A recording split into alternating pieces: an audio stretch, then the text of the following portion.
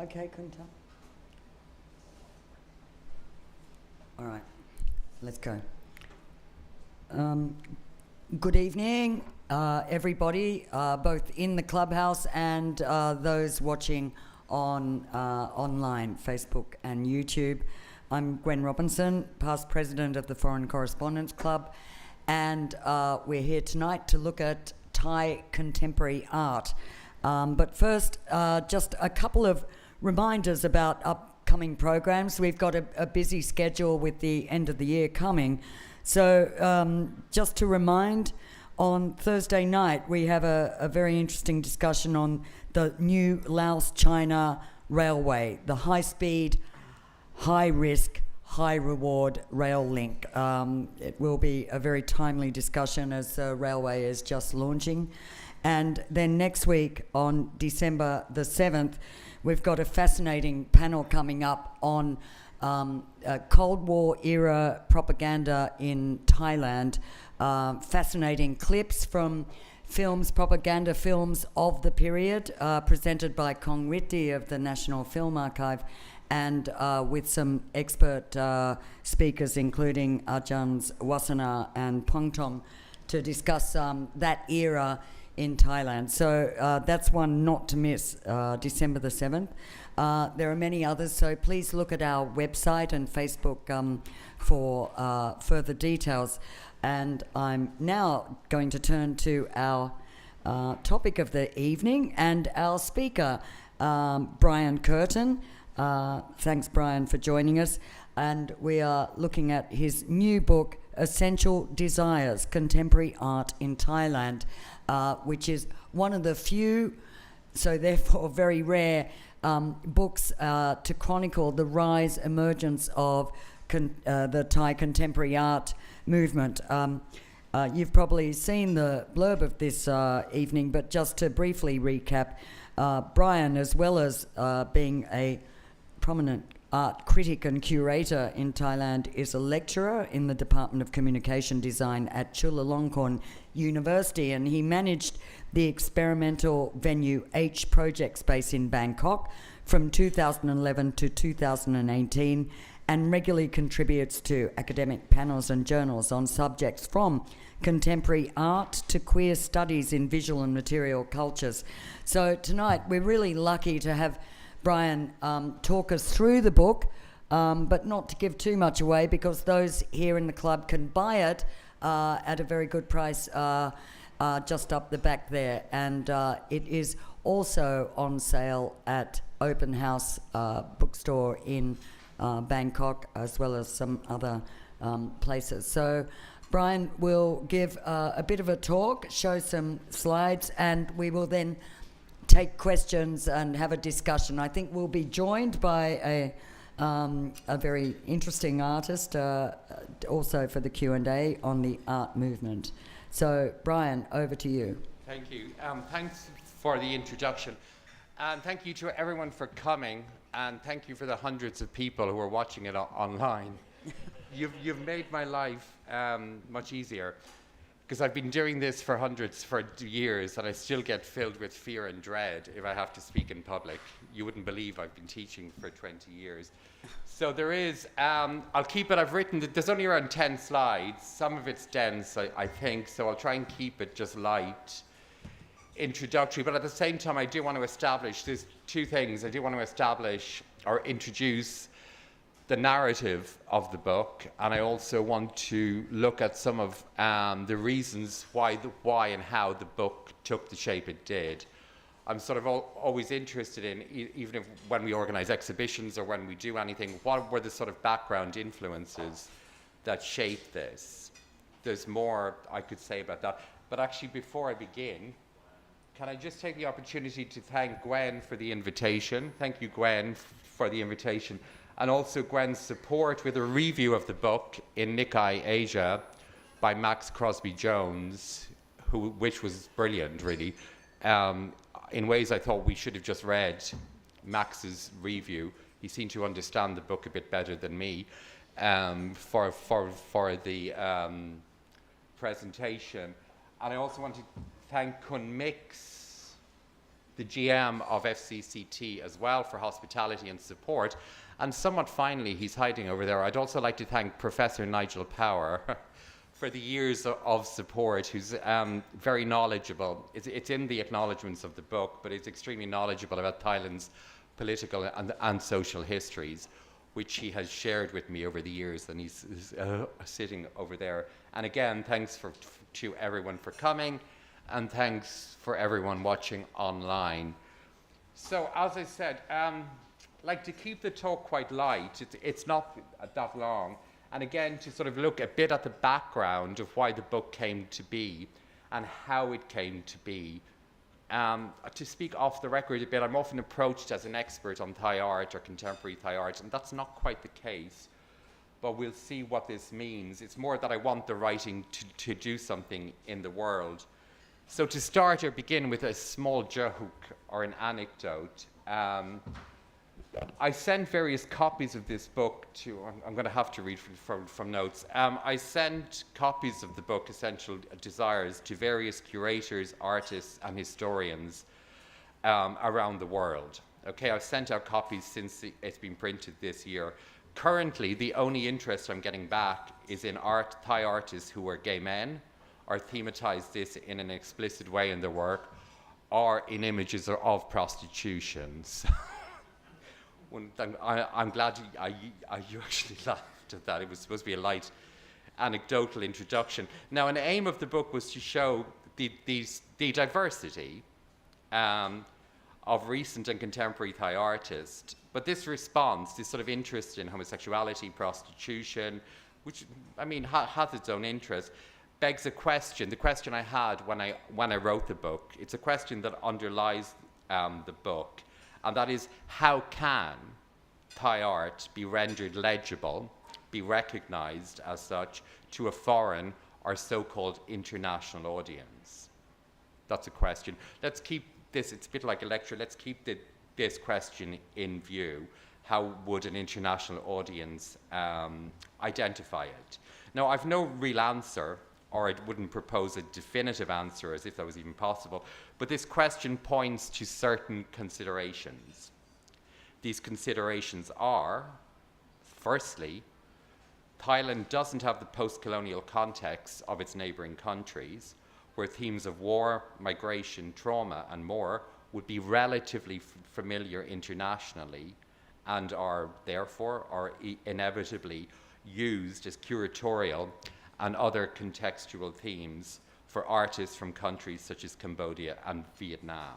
So again, keeping in view this question, what would make artists recognizable to people, to foreign audiences? Secondly, and ironically or paradoxically in terms of the first, at least a couple of the world's most well-known artists, or repeat, at least a couple of the world's most well-known artists happen to be Thai, including Rurgrat Tiravanit and Apichapong Wirasatagun. It has been commented that in-depth knowledge of their home countries or cultural backgrounds is notably lacking when their works are presented abroad. So there's some of the background, this sort of underlying question, because actually I'll carry on with my notes, slide 1. Okay, this lack of an obvious means to identify or broadly discuss artists as Thai is borne out by the fact of my own experience. When I'm outside Thailand, I'm always asked questions about the country, its history, its politics, and also about the artists here. So here is the sort of contents list of the book.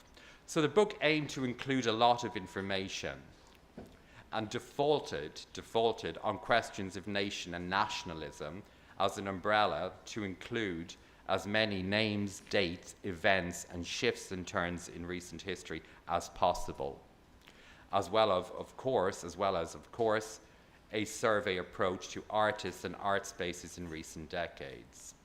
Now, the book, as you can see, so it has this basic chronology from the 90s up until recently, but it also includes a chronology of art and political history throughout from the coup d'etat of 1932 to now. Now, this is also a slightly contentious point, and Jeeb is in the audience. I'm a bit worried about facing anyone who works on the Thai art scene. For people within Thailand, this context of nation and nationalism is probably predictable or familiar. But at the same time, I think it needs to be nailed down critically and elaborated so we can move beyond it. And that's where, as I will discuss, ideas about post-nationalism among artists within the book come into play. There are other reasons, I mean, just to ad-lib a bit, speaking a bit speculatively, one of the things, like we hear a lot about Thai history, there's a lot of, we know about the 1930, say, for example, we know about the 1932 coup that set Thailand on the road to a constitutional democracy. I was very interested in what actually happened. You know, what were the actual details of that?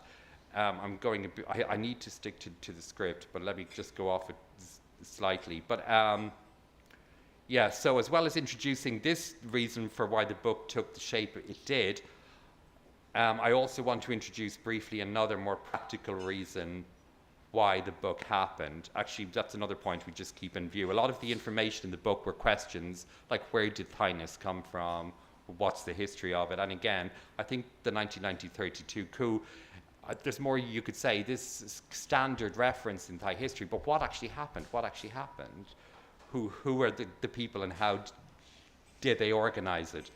But as well as introducing the previous reason that Thai artists are not really that identifiable as such internationally, there's also other reasons why the book wanted to take the shape it did.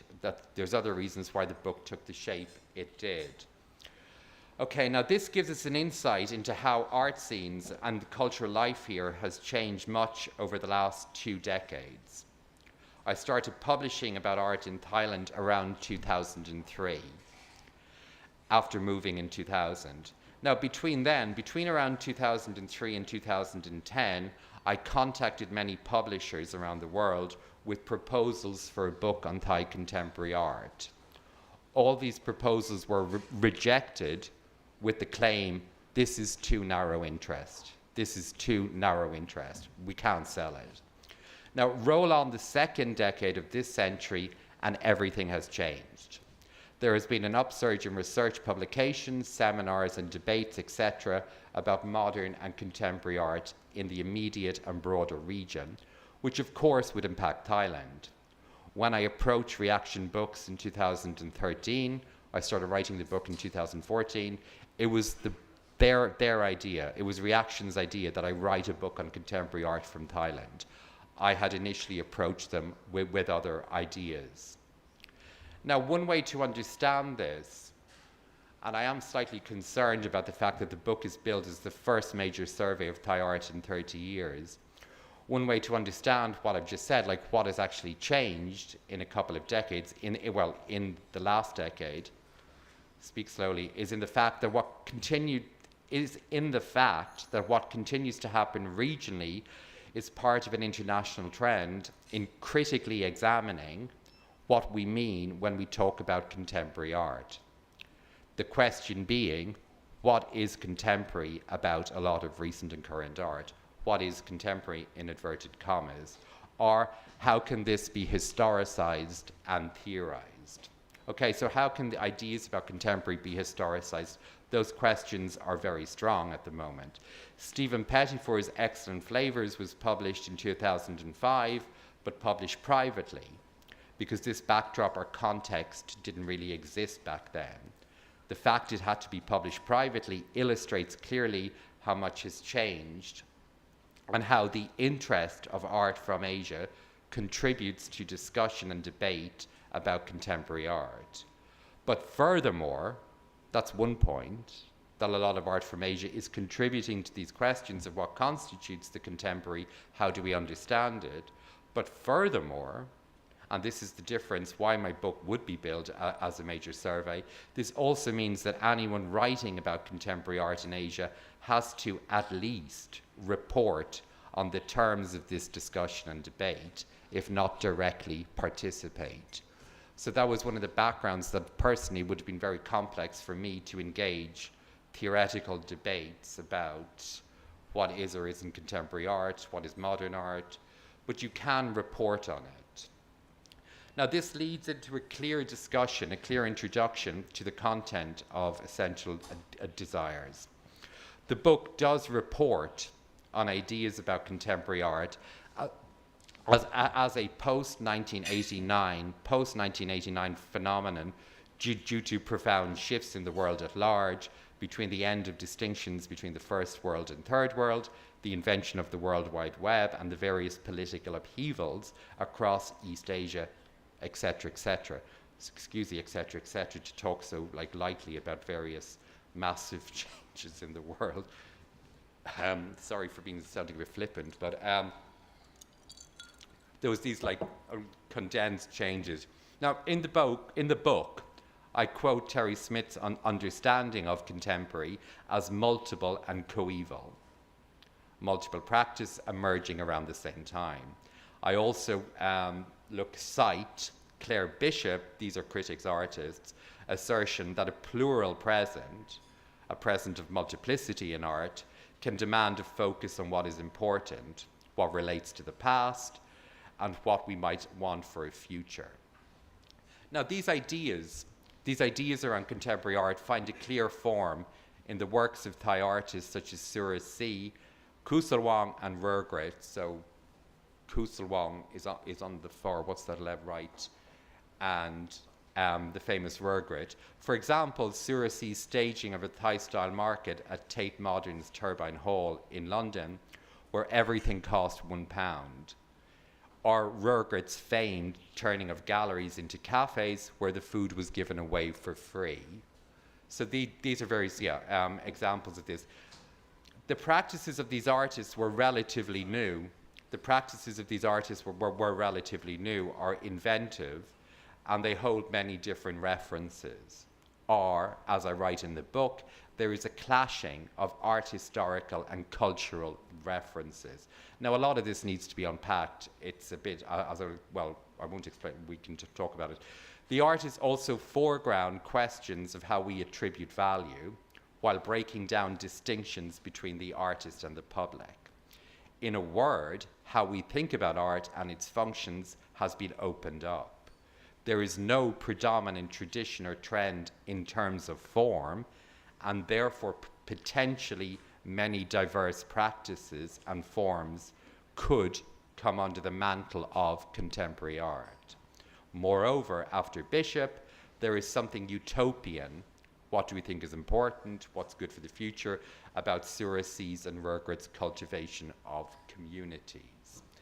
Now, as I just said, these points are complex, and they would need certainly they would need to be unpacked a lot and discussed, and I'm sure there's lots of people who can navigate the labyrinths of a lot of theoretical thought on contemporary art. Now, these points are complex. A lot more could be said about them.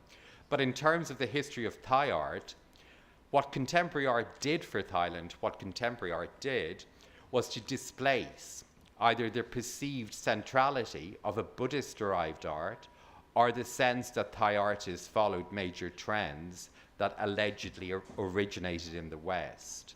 Panya and Sriwan, Panya's below, Sriwan's above, are obvious examples between Thai-style iconic imagery for temple murals. Oh, hang on, go back. Thai-style iconic imagery such as the elephants for temple murals are expressionist approaches to paintings. Instead, artists who were experimenting with multiple formats and references became increasingly visible. Or, to use David Tay's term, gained an international currency. That is, as equal players among artists from other countries, including the cultural centers of places like New York or Berlin. So in a word, artists stopped seeming to follow other artists' trends. Again, a lot of that needs to be broken down, but simply put, we can argue contemporary art started to displace this. Okay, so back to my earlier point about aiming that the book includes as much information as possible and keeping in view ideas, theoretical ideas of contemporary. Now, the structure of Essential Desires tries to link examples of Manet's Sriwanich on the far right, is it? On the on the far right, from the late 1990s to the recent emergence of artists such as Karakrit Aranandanchai, who between them are significant for the trajectory of contemporary art in Thailand over 20 years. I use the terms nationalism and post-nationalism while fully aware that they can be flexibly defined, and I'm always worried about using them. In the book, the terms nationalism, post-nationalism refer to artists who closely align with the ideologies of the state and those who push against such. So that's what's sort of unpacked throughout the book. Now, my working definition of nationalism was or is participation in ideas about national sovereignty, engaging the official concerns of the nation, and exploring the promises and problems of modernity as a synonym of the nation state. With this definition in mind, we have a clear means to frame Manet's series, the previous image, titled The Bloodless War, about the 1997 financial crash which began in Bangkok. That's all I'm going to say about that here. I won't go into any more details about it. It's in the book. The book then examines the history of Thailand in terms of nationalism and dating from the eras of Pibon and Sarit in the 1940s and 50s and true to its consumerist commodification in the 1990s and resurgence with the political meltdown that followed the military coup d'etat of 2006. Further to artists such as Manet, the interest here is also how Thailand impacted or influenced local institutional representations of Thai artists in these examples here, including pavilions from the Venice Biennale and various exhibitions at the BACC. Now, again, that's all I'm going to say about that. The details of it are really in the book. Now, ultimately, the book looks closely, very closely, at artists that came of age within this political context. Also how platforms such as Venice and also Documenta and many regional platforms and local galleries began to emerge and show an array of Thai artists and created a sense of transnationalism among them. Again, another problematic term, but something that can be discussed. I look at the effect of these relationships between local, regional, and international in artists such as Wantani. Here her sculpture, to quote the book, sees the artist posed regally while wearing the crown of a Thai angel in everyday clothes, but her nose stretches Pinocchio-like when audiences turn their back. It's a sort of sensor-driven sculpture.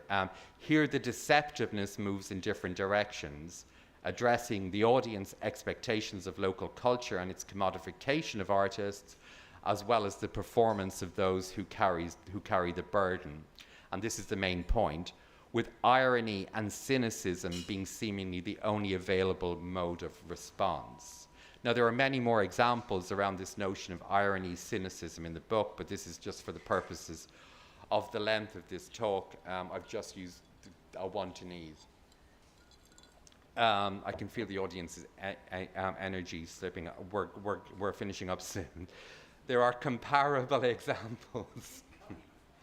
There are comparable examples of artists in the book, but irony and cynicism are shown, which is another point of discussion, to be a temporary response to the conditions of the time. Now, other artists, this is actually the last slide. Now, other artists later began to excavate violent episodes in recent history, such as Jakai Siribut's 78, pictured here on the right. And I think this approach is unprecedented among Thai artists before the contemporary era. 78 refers to the number of detainees who died in the so-called Tak Bai incident in southern Thailand during 2004. a crowd protesting the arrest of men, and I'll go over that again, a crowd protesting the arrest of men accused of supplying weapons to Islamic insurgents were overpowered by police brutality, and the men died through suffocation as they were piled into trucks and transported to an army camp in Patani, a journey that took 5 hours. Jackai's installation is modelled on the Kaaba, the sacred cuboid structure in Mecca, and disturbingly slips between memorial and death camp, keeping the incident alive and present. Tada Hengsap Gul on the left, somewhat infamous installation in 2017 at Cartel Art Space in Bangkok, titled "The Shards Would Shatter at Touch," was visited by Thai soldiers and plainclothes police officers. The exhibition consisted of black thermochromic, I'm saying this authoritatively, I can guess what it is, prints, black thermochromic prints of portraits of Thai political prisoners past and present, and their faces became visible when the prints are subject to warmth. Their faces become visible when the prints are subject to warmth, so Tada requested that visitors hold them to their chest. A lot to be implied there. Now, basically, I'm going to wrap up now. So the book wraps up with these themes of critique in various forms that complicate or at least distance Thai artists from, as I quoted earlier, participation in ideas about national sovereignty, engaging the official concerns of the nation, etc. And here, I would emphasize that I use post in post-national as meaning since, not after, and thereby suggest a dynamic relationship between contemporary artists and their histories, contemporary Thai artists and their histories, and the ongoing political meltdown in the country.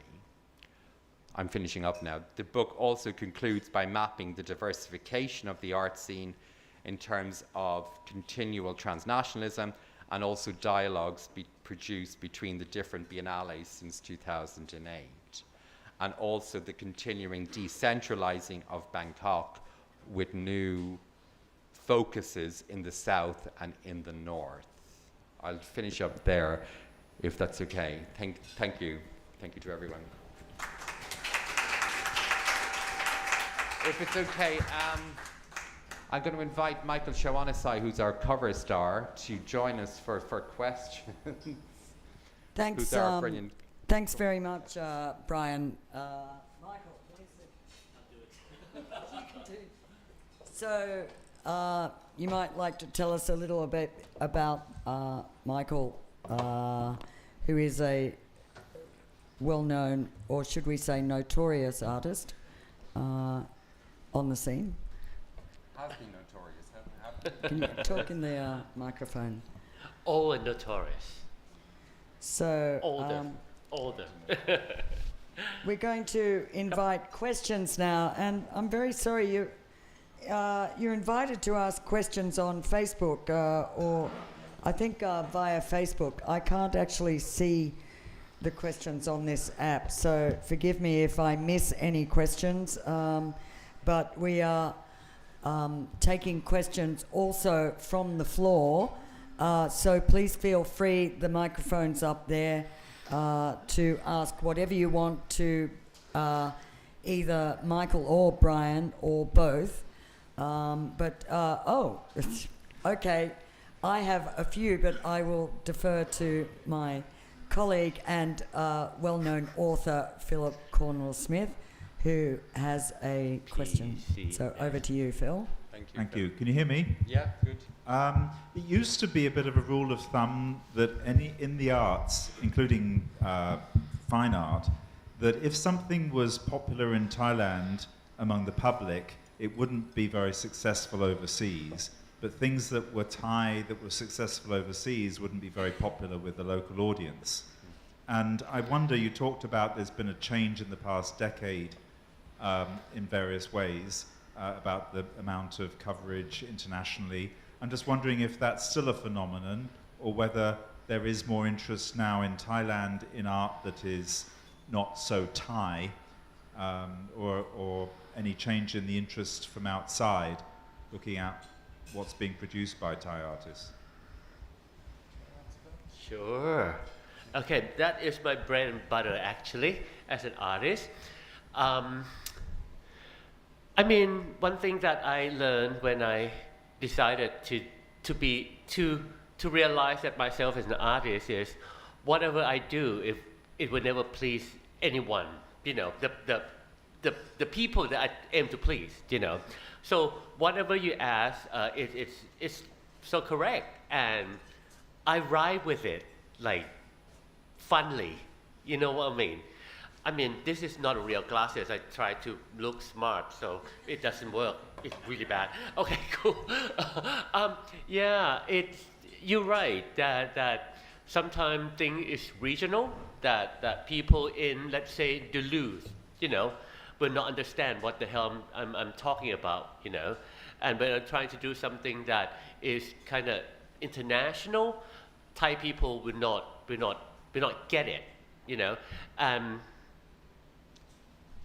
If they get it, I'm doomed. If I don't get it, I'm doomed as well. You know what I mean?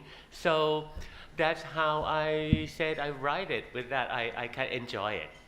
I know that whatever we do, it's going to be somebody somehow that kind of like look at it, it's like, yeah, you got the point right. You know what I mean? And answer the question? Has it got any easier in recent years? Are there more Thai people who are receptive to an international style art? Like JFK said that before we went to the moon, it's not because of the easy, because it's hard. That's what I do. It's fun. It used to be like, you know what, oh, I'm going to do this, it's going to be easy, and it's going to be fun, it's going to be like, I'm going to get money, recognition, and stuff like that. But the harder, the obstruction, the more the obstruction along the way, that is, to me, it's like, it's fun, really. I mean, we do a lot of things just to please ourselves. I am a first audience, and a first audience as well for what I do. In that case, I'm not trying to please you people out there. I'm please myself first, and that is quite make me quite happy, really. Yeah. Mm-hmm. I was actually reading the book in a public space, and then I realized what's on the cover, and there are a lot of older Thais around who might be pretty shocked by. Do you want to go back to the cover visual, Brian? Sure, crap. Yeah, to remind people. The other day, crap, I post this as my picture on the Facebook, and somebody said that this is why our moral compass is moral level is going down. And I answered it on Facebook, which I should not have done it. You know what I mean? Because it's opened the door for the people to just yell out, whatever they want to yell out. And one thing that I got out of posting this thing on Facebook is somebody actually read my Facebook. Yeah. Which is really cool, I thought I'm the only one to read my Facebook, Yeah. So can I build on the kind of broad area Phil brought up, and say that in the book, Brian, you kind of open with the 1990s, a decade marked by started by the Black May protests of 1992 against the military government, and the Tom Yum Goong financial crisis of 1997. And you highlight the emergence of artists such as Suti Kunavichian, Vasan Sitiket, Manit Si Wanitpum. You said they produced artworks that steadfastly address the context of Thailand, but with an expanded and critical sense of what this might mean. In other words, that the cutting-edge artists of that era were focused on Thailand purely, or largely. Let me finish. Can I finish? Oh, sorry. Yeah, but you then go on to talk about the emergence of post-national impulses. So, to quote Max Crosby Jones's excellent article, an overall awareness among some Thai artists of their place within a transnational rather than simply Thai milieu, you know. So really, in essence, getting away from that focus. I mean, there are two distinctly separate dynamics going on right now, and a lot of it is still focused on politics, monarchy, etc. But you've got this other element which you do touch on. It's a bit because like. Can you talk into the microphone? Yeah. Oh yeah. Have you ever thought of becoming a school teacher? No. I don't actually criticize anyone, but no, it's actually to quote the book, which was. Oh, you can criticize it. It's fine. No, I don't. It's just that the argument that was made about Manet was that they were making the same arguments as the state, as the government at the time, that globalization was the problem, etc. So there's a sort of layered, that was a succinct way of saying they were making the same arguments as the government of the time. Another layer to that discussion is that the work. This is where it gets a bit slightly complex, and I might be slightly wrong, is that the work, like, in my mind I compare, because I lived in Ireland in the 80s, and there was a strong shift in artists among the 80s to address what was happening here and now. That might be another condition of the contemporary. And while Manet and those Manet and Suti use metaphoric forms, I don't know if it makes sense to say that there are degrees of metaphor. There seems something more directly addressed at the time. But in their work, it's redemptive. You know what I mean? Thailand has to come better again. Thailand has been damaged by globalization. Whereas the later set of artists would be more criticizing the type of arguments that are being handed down to them. The later artists would be criticizing, again, it's sort of like a nationalist, the idea of a unified nation, that they would be drawing attention to sort of, what's the word, irredeemable splits, irredeemable problems. You know, that this work cannot be, unlike Manet and Suti, that there's something redemptive about what they're doing. Things will be better. That's the same argument that the government... In Thailand. In Thailand. Not the world. In the future. Whereas you have someone like Jakai Siribut, 78, who's asking people to be accountable for a deeply violent episode of history that has been hidden, and also involves the audience in that in a complex way. So I think that that's the sort of split.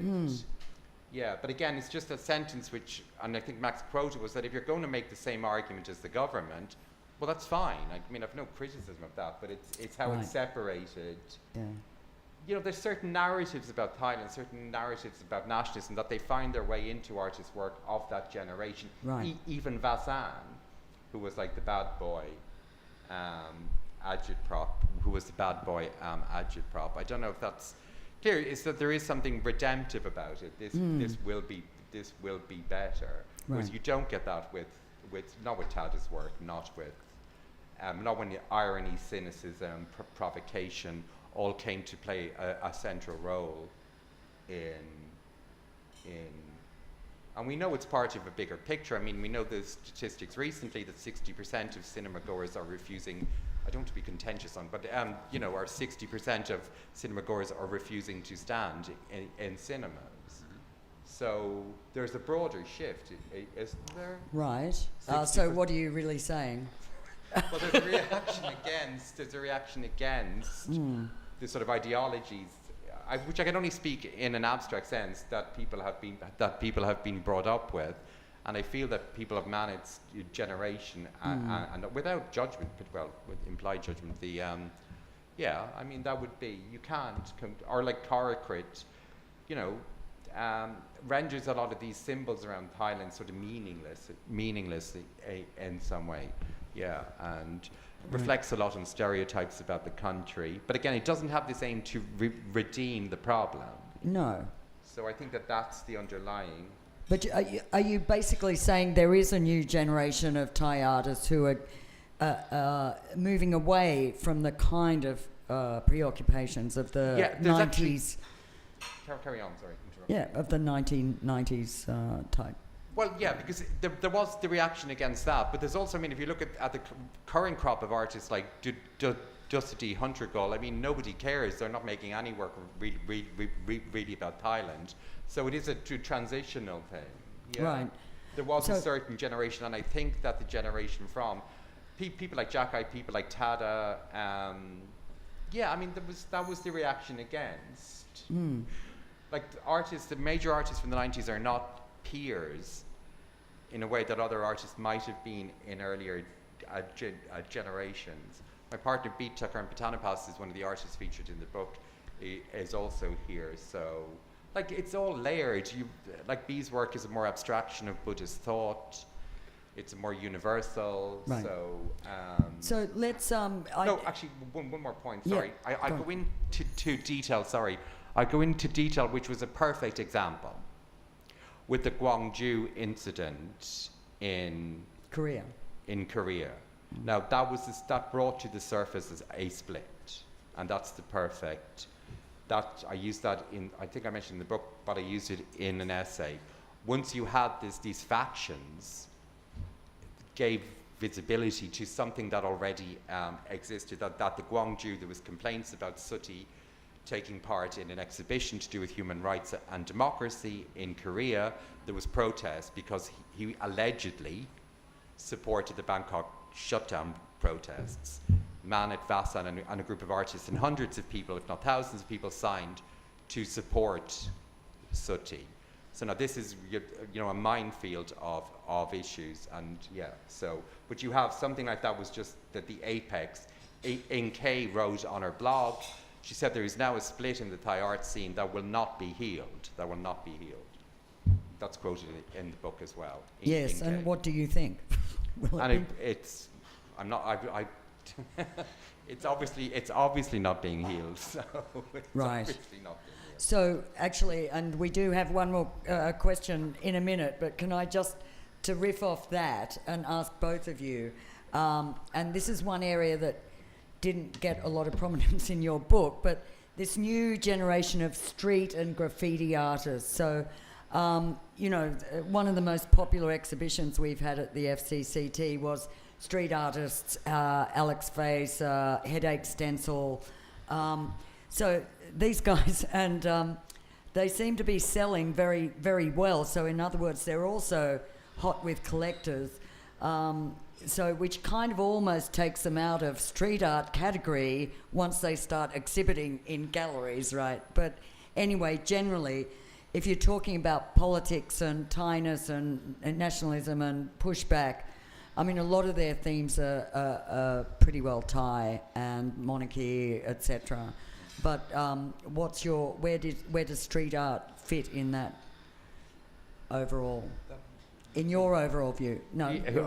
In my overall view, well, that was one of the when you begin to write the book, it's a set of decisions, and one of them was to actually look at ideas about contemporary and contemporary art. So in ways, the book is actually quite conservative because I think, like a critic or a curator. So I tend to address, what would come under the mantle of contemporary art.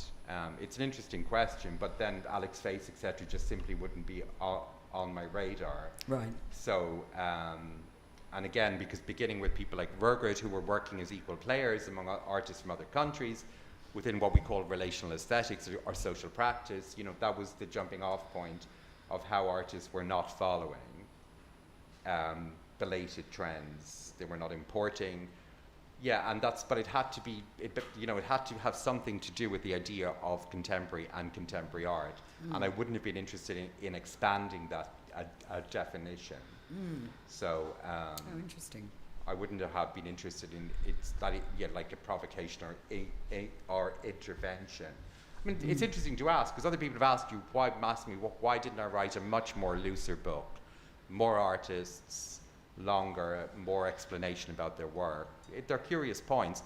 Like one thing I wanted to say in the talk was, because if I started publishing from 2003, I didn't want to collate everything I've written and put it into a book. It had to be an interesting process for me. So what is Thai history, Thai politics? Again, I go back to the 1932 coup as just an obvious example. What happened? We hear about these things. So I was interested in looking into all these details. Why have there been nearly 40 prime ministers? Everyone says 29. There's actually been around 40 in terms of acting and reappointments. So interesting. the book had yeah. to, you know, I had to work, but it had to be fresh for me as well. Okay. And Michael, do you have a view on that as an artist yourself? Well, I would like to address the street art thing. I think that the street art thing that the people are doing today, because they hope that whatever they do, it will end up turn to be cash somehow, or be recognizable, be in a page of newspaper or books or whatever. It's still the same context that they want to talk about, the artists want to talk about, but the intention is kind of shift, you know. Remember when the big demonstration around here, around the area, like the police thing? Yeah. Raj Prasong, yeah. I walk around and I took the picture of the police car that got sprayed, you know. To me, that is a street art that happened. But if I going to print that at some place, let's say Bloom or IQ, you know, and put it on the frame and hang it like that, you know, the value is going to go up. You know what I mean? I think it's street art that people are doing today, from Alex or who others. The direction had been reversed. From you know, I know Alex. You know, he has to have people come in and prep the wall for him. You know what I mean? And that is, if we don't do it like we have. I talked to the guy one time. He did the street art in Netherlands. He has to go in at about 1 o'clock in the morning and have it done at 4 before the police came, and that is fun. You know what I mean? Yes. That's turned to be street art, and then in the morning people go to work, walk past, go to the train station, said, "Oh shit, what is going on here?" You know what I mean? Right. And then the city can come in and So repaint you're saying when they put it on a canvas and hang it in a gallery, they're no longer street artists. No. And so when they sell for a lot of money, they surely become mainstream contemporary art. But I love money. Well, yeah. Yeah, it makes the world goes around. Right, You know, okay. and What galleries do Alex and people actually exhibit in? I don't. What galleries? Oh, do you have I they? think it's been a few, yeah. And they've had some exhibitions here as you well. know what? And when you go to Bangkok City, and if you have a spray paint, and you're gonna paint it on his wall, oh, that's gonna be a big story, because that is, you know, we're still using the rule from 100 years ago that the gallery wall has to be pristine and not be touched. You know what I mean? We're getting a bit away from the street art topic. Okay, well, thanks. Yes, we've got a question. Please, sir. Gentlemen. So just please identify yourself very briefly. My name is Lee Ruckman, and you just answered my question, actually. I was going to ask about Thai street art, and I noticed it coming up. Oh, so touche. Thank you. But do you want to add an angle on that overall issue? Want to hear your question? What's that? Want to hear your question? Yeah, I was just going to ask about street art, and I've seen it become more prevalent in Thailand in the past 10 years, and I was just wondering What's driving it? Yeah, or? what's its role in society here, maybe? Right. And what's its role in the galleries? I mean, I think you. Brian, why Yeah, don't he's you? in. There's like Goldie opened a street art gallery. I think. Yeah. Yeah, by the riverside, and there's this. I'm seeing it become more of a thing in Thailand. So that's just my question. I mean, I'm as far from. I'm an expert on this, but with some of my students, for example, there are designated areas where you can do graffiti. So therefore, that's not a sort of interventional radical practice. There are designated areas that the BMA allow people to actually use graffiti. And just slightly lateral point, did you see the last Biennale when there's a homeless man in Bangkok paints these weird esoteric symbols? So something like that, I see that's something that would I think attract me or attract curators. It's exceptional, it's like an intervention, it's esoteric. That's, I don't want to make any, unlike, say, what we're talking about within the graffiti art. I mean, you have pointed to a bigger question, which maybe we could talk. Who's the guy who does the big heads, the graffiti artist? The bunny? Yeah, the bunny. The bunny Alex with 3 Face. eyes. Oh, that's Alex. Alex. Face. That's Alex Face. Well, there's my ignorance. So there's also I thought it was something else, but there's also like in the book. I mean, you often find yourself if somebody comes back to me and say, like, would you write about bad art? Would you include that? I've no answer. And in the book, I've also made links between artists such as Pampirok's photographs of underage male prostitutes, underage male streetwalkers, to an artist like Prachia Pintong, who's very much versed in a sort of history of conceptual art. So you find yourself making these sort of decisions that you're a bit uncomfortable with. And I mean, I've no answer. All I can say is I'm uncomfortable. And then it's the same idea about what artists do you include, what artists do you not include. So Right. yeah. Got you. You want to follow? That's all. Thank you very much. Okay. Thank you. Thanks. If you decide to spray paint a gallery wall somewhere, look forward to that. That would be interesting. So we do have a viewer on Facebook, Terry McCullum, has asked, I think, quite a good question, which is, you know, let's talk about non-political art today in Thailand. Have we got any focus on non-political art examining things like colour, form, landscape, abstract, portraits, etc.?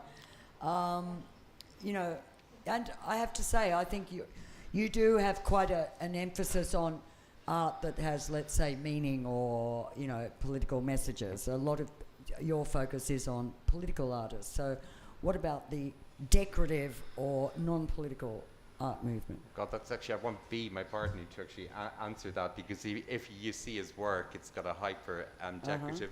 There's so much.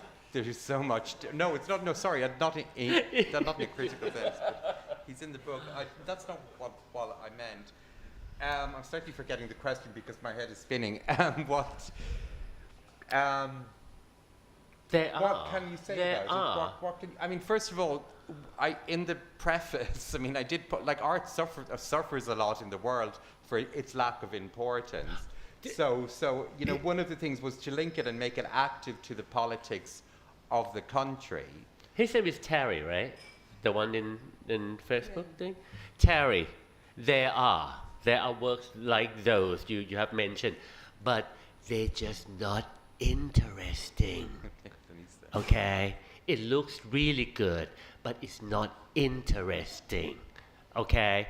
I mean, hey, we can pick and choose whatever we want, right? But that's what we do well. You know what? If I am going to do landscape, it's gonna be somewhat political influence somehow. Well, thanks. Yeah. Okay. But it's also unpacking artists' work in political terms. That's back to a decorative point. That was the narrative of the book. It is unpacking, like Arawan Aranuk, who's based in Berlin, wouldn't have an obvious political. I mean, you wouldn't have to, but if she's going to work with poor communities, do drawings with them, that can be unpacked in a political sense. But I wanted to make the work, a lot of the artists in the country, active politically as contributing to certain ideas, on the broad idea that artists do sort of suffer this sort of irrelevance. And potentially, of course, landscape painting, portraits, decorative arts. Like, that's another, like, I slightly seem to dismiss Panya or someone. I would be very interested in Panya's, again, unpacking that. Like, I'm talking off the top of my head, but sometimes, you know, within contemporary art, there is a small amount of research and publications on how we never talk about the language of contemporary art. that it actually, you know, a lot of what we have this idea contemporary art can be anything, but you don't get that impression when you open magazines, go to biennales, go to galleries. There is a predominant language, video types, there is certain forms, and that needs to be critiqued as well. An obvious example is the continuing division between art and craft. That is still a major division and hierarchy within contemporary art. So that's another book about how we unpack decorative, how we unpack these categories, and particularly how we challenge this notion that contemporary art can be anything when patently it's not, when self-evidently it's not. Well, interesting, and you mentioned Orawan. I was going to talk about and ask you about that. It is clear there's many young, unknown, and also some known artists, Thai artists, choosing to move overseas increasingly, and I wonder what you make of that. And I think you've said also, or you've noted, that younger artists are, I don't know how widespread it is, but rejecting older artists as their kind of inspiration or peers, and carving a slightly different line. Is that sort of broken the sort of earlier traditions of, you know, big influence by the older artists on the younger ones, but now they're cropping up in Berlin, Paris, you know, New York. I mean, if you take actually Kamal Ras, who's in the book and based in London, I mean, Kamal Ras's work is incredibly brave and exceptional. You know, she picks up people in galleries, sleeps with them, documents. A lot of her work is around her sexuality and her sexual practice. I mean, for someone like that, that would be a very brave thing to actually do. Now, if you're going to read that through a certain lens, you know what I mean, she's also a Thai woman, she's female, she's also Thai. So for an art critic, there's a lot to unpack there in terms of people's behavior in public, around private-public distinctions, stereotypes, you know, but Kamal Ras is based in London. I don't know how she feels about how I actually wrote about her work. You know, she's not really connected here. She's an ex-student of B's. So yeah, I mean, that's what you're actually talking about. So, but she cannot do it here, because if you sleep with the people she pick up at the gallery, it's going to be like done in, like, you know, a month, because the same people go to get gallery. You know, it's going to be, you know, we're going to relate it to one another. You know. Actually, I have a slightly summary point. Michael, if you want to give a history of, I mean, Michael could give a history of the reception of this imagery. When was it dated from? 1997. And you got into trouble the first time you showed it? No, I didn't get in trouble. The curator, she got in trouble. No. The dear friend of mine, Kun Kritiyakavi Wongkrap, the one with the big teapot in front of her. Yeah. It's actually, you know, one of those things that when people make art, sometimes we didn't think about it, how it's going to grow into something. You know what I mean? And in the same time, I feel like one of those bands that have one-hit wonder, you know, and this is it. I mean, people keep churning this thing out over and over again. It's going to be shown in Singapore again soon, next month or so at SAM, and at the BSCC next week. Right. And I'm still living off it, you know, which is good. Thank you, you know, and thank you. And what I am thinking about saying today is, when this picture is actually on the cover of these books, or any books, you know, by any white writer, you know what I mean? It means that it's end. My life now, my chapter is end now. I can go on. Thank you. Well, thanks. Yeah. Thanks for that insight, Michael. If we can move along, or you want to make a point? That's fine. No, I wanted to say we did have a very, very good discussion one evening not too long ago. Kunjib of Jim Thompson Art Centre was a key panellist. Apinan, director of the Bangkok Art Biennale, and others. It was a very stimulating discussion, but one thing that came through very strongly was the role or lack of government and government funding and support for what you might call unconventional or outside mainstream non-traditional artists, and that extends to film and everything else. And as we all know, in Thailand, that has been a problem, and many people feel it has held back the movement, and it has been largely up to the private sector. Hence, you know, we've seen the cutting-edge galleries and art museums and things here. You know, we've got a few people in the room, Yorn, others who run private initiatives funded by themselves, and of course, most of all and most prominently, the opening of the hottest new contemporary gallery or museum, the Jim Thompson Art Centre by Kunjeep and Eric Booth this week in Bangkok, but also some of the others that have the regionalisation, or at least we've got in Khon Kaen, Chiang Mai, again thanks to Jim Thompson, but there's a variety, all of it, or most of it, done without government funding. Now we're seeing this growth of the bigger and also still a proliferation of the small ones if they haven't been killed by COVID. Does that augur well? I mean, do you see a link between funding, you know, venues in Thailand and inspirations or motivations or support for, I mean, can we expect more to come out of this? Actually, can we just, there's a couple of points. Actually, Michael might be able to speak better, but I Microphone, just heard, I don't know if I should be announcing public, should I be? Yes. That the Venice Biennale will now stop. I heard that through the grapevine. It stopped? I mean, sorry, the participation of Thailand in the We Venice didn't Oh, you Biennale. mean renew with the you card mean or the something? government?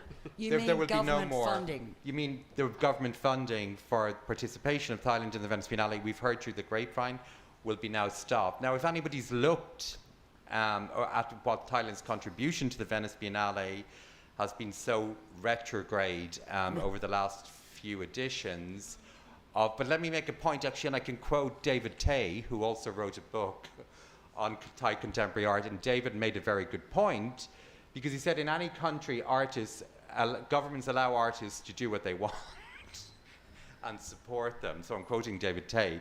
Which But actually, I countries think is he David was talking quoting about? somebody else. So I think that's but I think I David think you was must quoting be somebody talking else. about a quarter of the world. So yeah, so like, but at the same time, you don't be overly colonial-minded or something like that. But there is that idea that artists do what they want, and the co-optation of the state of artists, which is floundering all over the place. It's in the book. It's floundered with the Venice Biennale and other. You mean per se, or you mean Thailand's contribution? Thailand's actually to clarify Thailand's contribution. I mean, there's a survey of the Venice Biennale's Thailand's contribution to the Venice Biennale over the years in the book, and it's been up and down, hit and miss. I mean, it's not Thailand, we're not picking, it happens in other countries as well. The second point I want to make, which I've just forgotten, a lot of regional developments, art fairs, biennales. I mean, Gilman Barracks is closed, has it, in Singapore? The CCA, Centre for Contemporary Art, well, the Centre for Contemporary Art, I can say with authority, has closed. Now, there was where you would go and see major exhibitions. That's gone. I think the art fairs floundered there a bit. So yeah, but I think you'll find that Singapore government's support for arts hasn't gone down. It hasn't, but it's a compromised support. I mean, we were just discussing before. Like, I mean, Singapore recently did a huge exhibition of the history of art spaces, architecture and the history of art spaces in the region, and then banned the catalogue. So, because of contentious information. So, what was the contentious information? I can't. Sorry, remember. I can't help myself. No, That's but a it's journalist interesting. question. It's a good question, but there was two major exhibitions at the National Gallery Singapore. If Jeeb knows, but one of them that they banned the catalogue. Right. From the show. Are you sure that wasn't just to make the catalogue a collector's item? Tell me about it. Well, no, there's so much you can say about because I also, as I said, write about queer studies. I mean, Singapore's investment in the culture industry over the last 10 years has allowed these sort of queer images and queer stuff to come into play because they can't regulate it, while homosexuality is still illegal in the country. So you have that sort of tension, right, and dynamic of what goes against the grain. Yeah. Thank you. Because they have tried it when they were young and they're bad at it. You know, that's why they banned the homosexual. You know what I mean? No, I'm just Taking points joking. about it, homosexuality. But just to end it cynically, that dear government, please do not support us. You know, when you're not, Did you say please don't? please do not, All right. do not. You know. Not everyone says that. Oh no Michael. no no. You know, when you have hand on anything, it's turned out shit. Okay, please, you know, just let me do what we do. You know what I Okay. mean? I'm sure And your try wish to can be stop easily us any granted. way you can do, because you know what? If you mess with the wrong generation here. Right. That's a good point. Now I think, Lee, you want to ask another question? Great. Yes. Will someone else ask a question? We're going No, to... his twin's brother. Oh, identical. Yeah. My question comes from, you were talking about the woman that Sleep. around with people and document it. I first heard about it through, somebody told me it was like a blog or an Instagram story.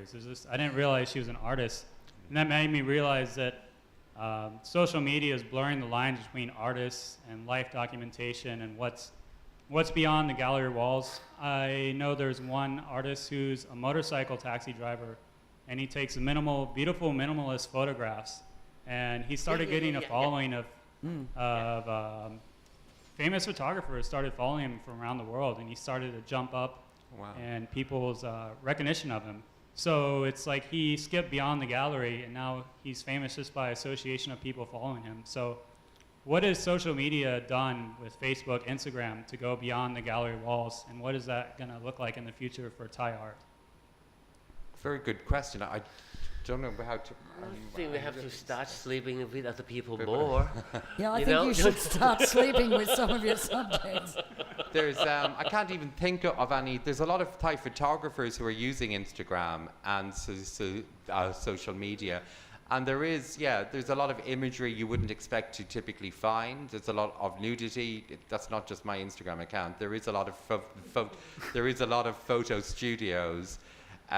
There is a lot more. Queer has become so pervasive, and it seems to suit that context. I mean, if you follow, there's all that world of trans men, the emergence of trans men in Thailand, the visibility. Philip, would you? And social media is certainly playing a role. What I mean is, would social media play a role in circulating all of this as a medium in itself? Because it makes people aware. It's also, you're reflecting back images of yourself to yourself. So you're partaking in the construction of your own identity. I'm sort of going off. But surely, by the way, there is a link between social media and what we just talked about, street art, because without social media, Alex Face can paint as many walls as he wants, but he's not going to get famous out of that unless it's picked up on social media. I mean, it's vital.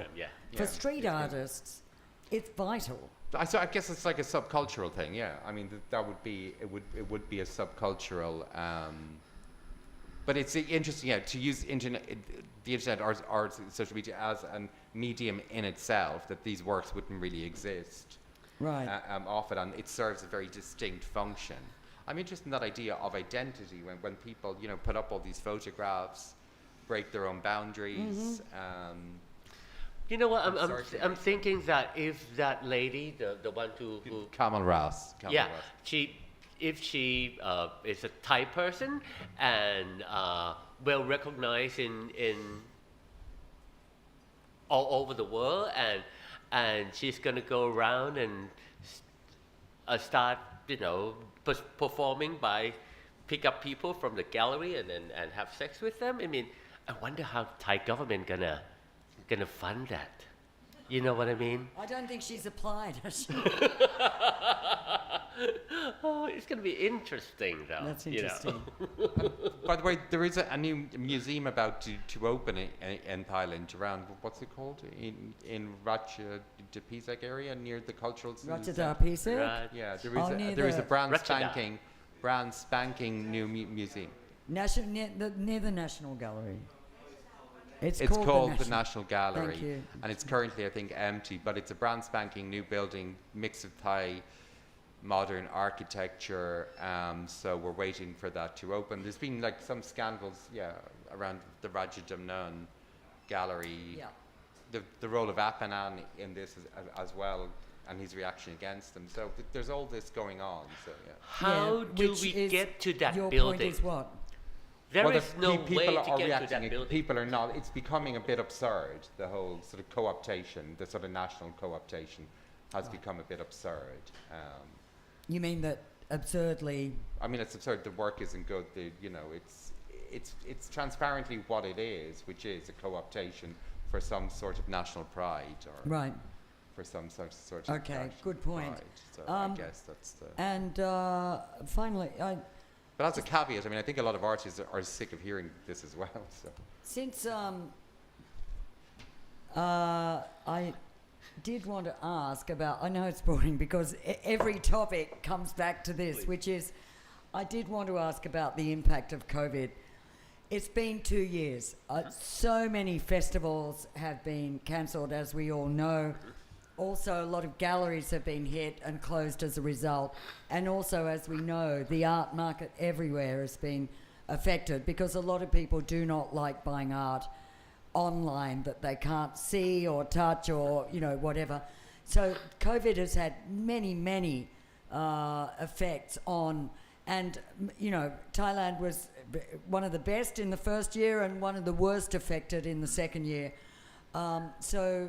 Just really apropos of that, your sentiments or view on how much impact something as basic as a pandemic has had on not just the economics of the Thai art movement, but actually the whole thing, creativity, etc. Well, just to make a point, that Tyler Rollins Fine Art in New York, in Manhattan, which was the only gallery that specialised in Southeast Asian art, has closed. So that's bad. And has he gone out of business? He's stopped dealing? I don't know the actual details, but the gallery has closed during COVID, as I heard. The grapevine killed it. He has moved on to other projects, but that was the one outlet for sort of credible outlet for Southeast Asian artists I've spoken to personally seem to like it, but they can afford to like it because they're doing more of the same. These are my only observations. And another thing is you can buy art directly from galleries, and that mystification around value and price has been exposed. If you go online to major galleries now, they will tell you the price of the artwork. That's an interesting development because that was the last thing they would tell a stranger. Right. So you can actually, it's weird to look at very fancy galleries and see the price, or if you contact them, they'll give you the price instantly.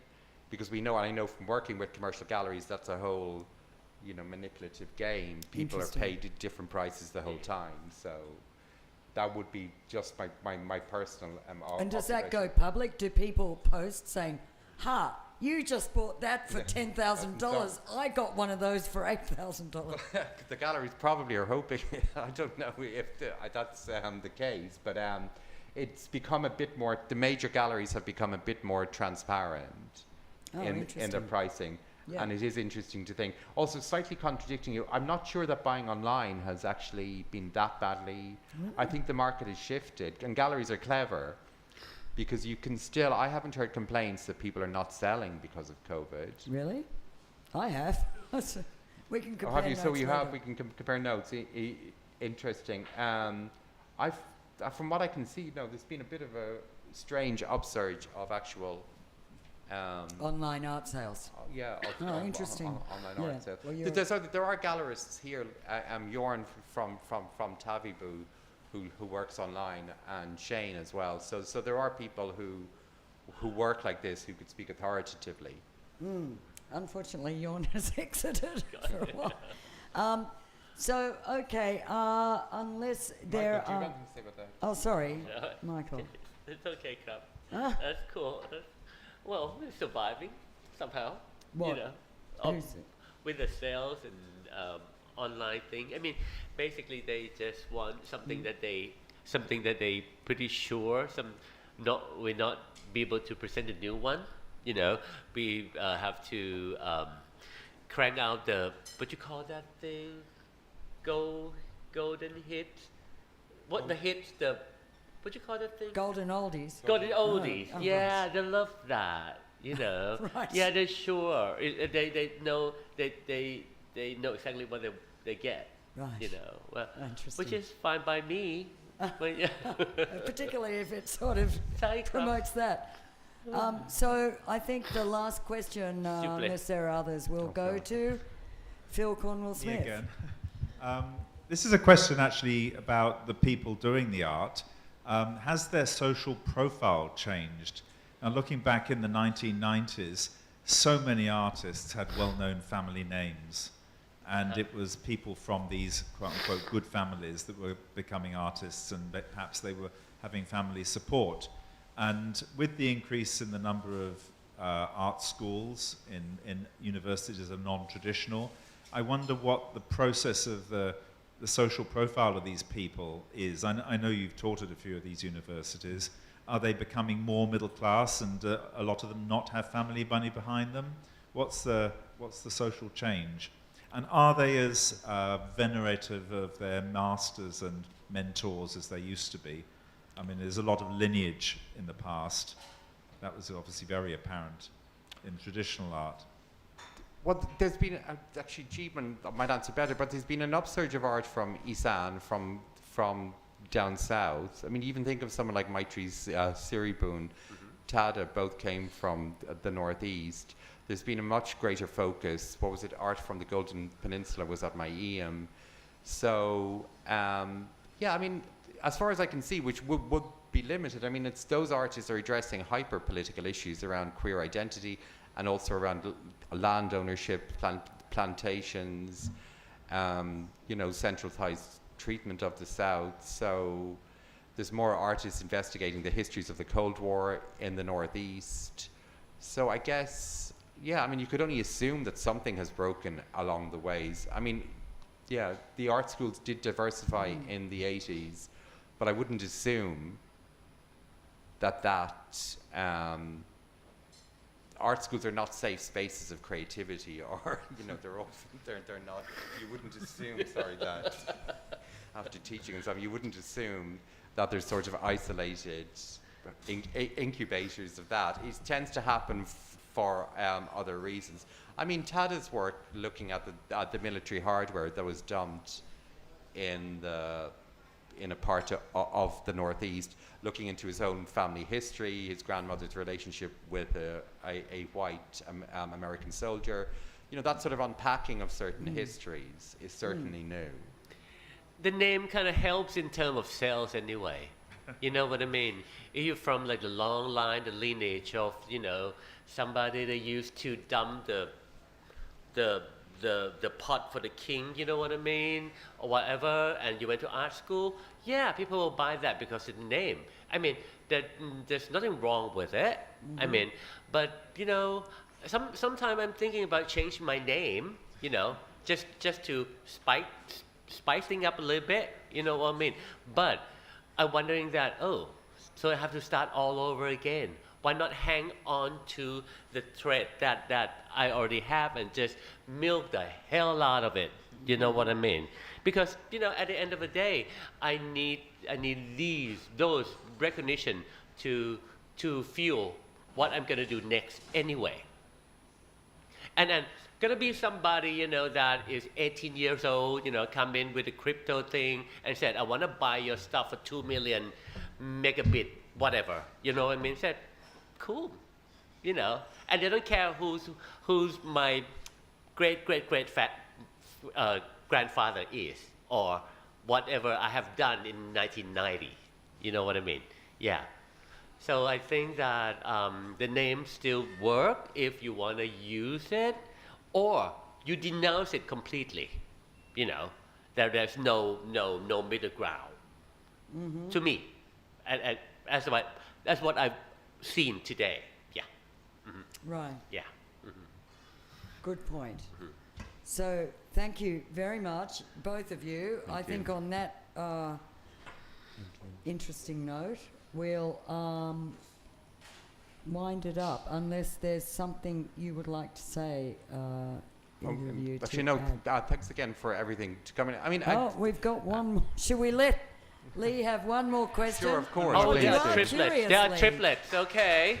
All right. Lee. Go on. I had a question about women artists. I've noticed around the world, women artists are There are. underrepresented. I'm There are wondering- women artists? Okay, go on. Sorry. No, I'm just curious about women artists in Thailand and what that's like for them. That's the next book, I think. There's cameras, there's... That's another book. That's Sriwan, who I showed at the beginning. So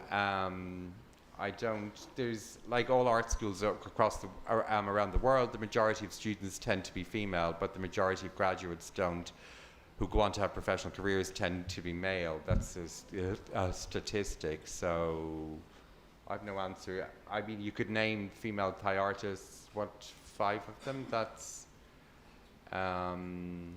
Whatever all- you're gonna, whatever you're going to say is gonna be wrong Wrong, because I know. we are boys. You know, we have equipment down there. You know what I mean? So whatever you say is gonna be wrong anyway. But I teach in the university, and there are more women, ladies, you know, students that outnumber men. You know, these days in the past 3 years, and they work pretty good.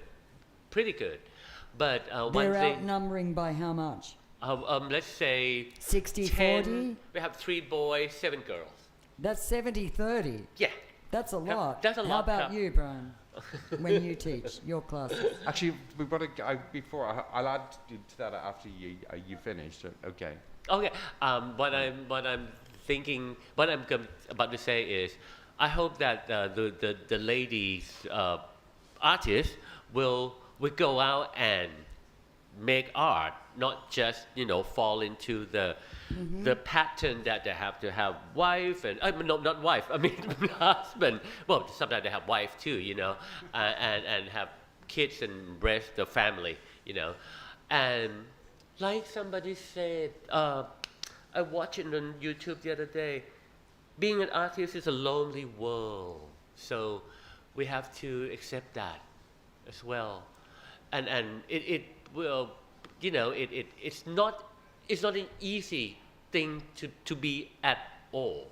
I mean, whatever you say, people are gonna say that you're wrong, and in 10 years later, you have to prove it right.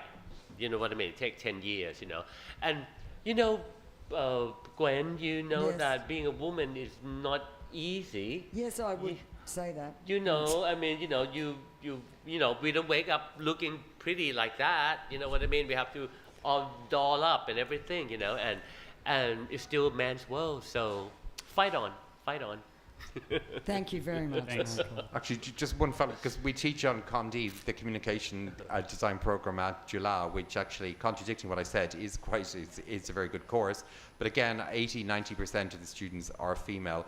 But I was thinking that often if you look for things in odd places, this is a design program, but we often produce artists. Some of them go on to do masters in Europe in fine art.